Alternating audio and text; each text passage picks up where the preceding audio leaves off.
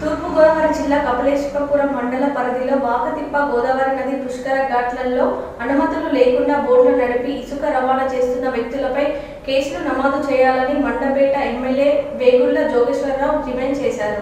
అనుమతులు లేకుండా తూర్పుగోదావరి జిల్లా కపిలేశ్వరపురం మండల పరిధిలోని కురువిల్ల పుష్కర్ ఘాట్లో బోట్ల ద్వారా ఇసుక రవాణా చేస్తున్న వ్యక్తులపై కేసు నమోదు చేయాలని మండపేట ఎమ్మెల్యే వేగుళ్ల జోగేశ్వరరావు డిమాండ్ చేశారు.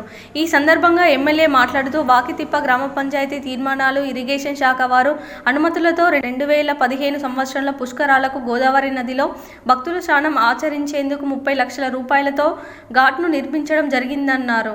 పుష్కర ఘాట్లో అనుమతులు లేకుండా ఇసుక అక్రమ రవాణా చేస్తున్న వ్యక్తులపై కేసు నమోదు చేయాలని డిమాండ్ చేశారు. ఈ కార్యక్రమంలో ఎమ్మెల్యే వెంట నాయకులు శ్రీనివాస్, రామకృష్ణ, వెంకట్రావు, చిట్టిబాబు, రామాబు, ప్రసన్న కుమార్తో పాటు వాకితిప్ప గ్రామస్తులు ఉన్నారు.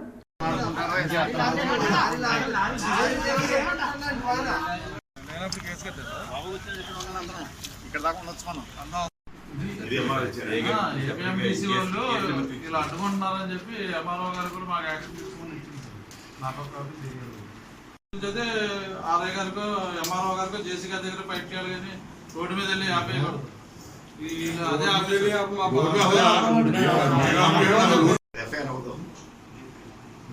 ఎఫ్ఐఆర్ తీసారు.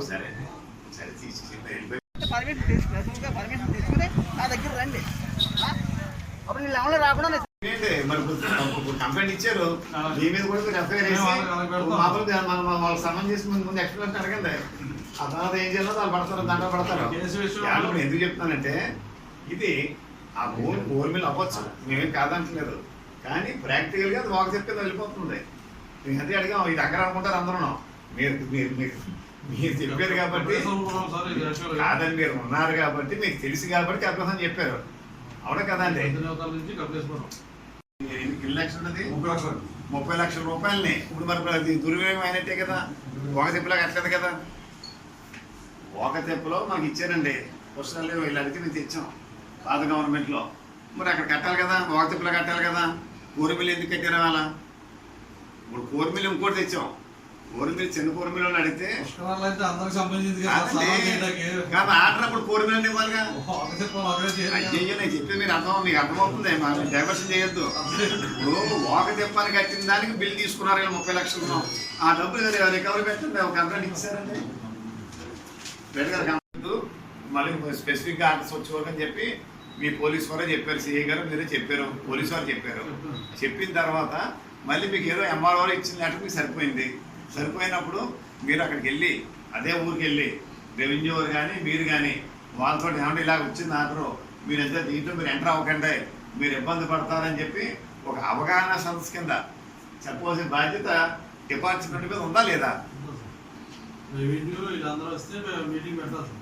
వస్తే కదండి, రెవెన్యూ కన్నా ఉంది, మీకన్నా ఉంది. బాటా అన్ని చూసుకునేది కాంట్రాక్టర్ అని చెప్తున్నారు. కాంట్రాక్టర్ ఎక్కడ పెట్టేస్తే అక్కడ ఈయన వచ్చేసాడు, తోకాలు వేసేసుకున్నారు. పగలు 4 లారీలు, రాత్రి 4 లారీలు ఊరేస్తున్నారు అంతే. ఏపీఎండీ పరిధి ఏంటి ఒక్కరు కాంట్రాక్టర్ చెప్పింది ఓకే చేస్తాడండి. Complaint FIR అవ్వాలిగా.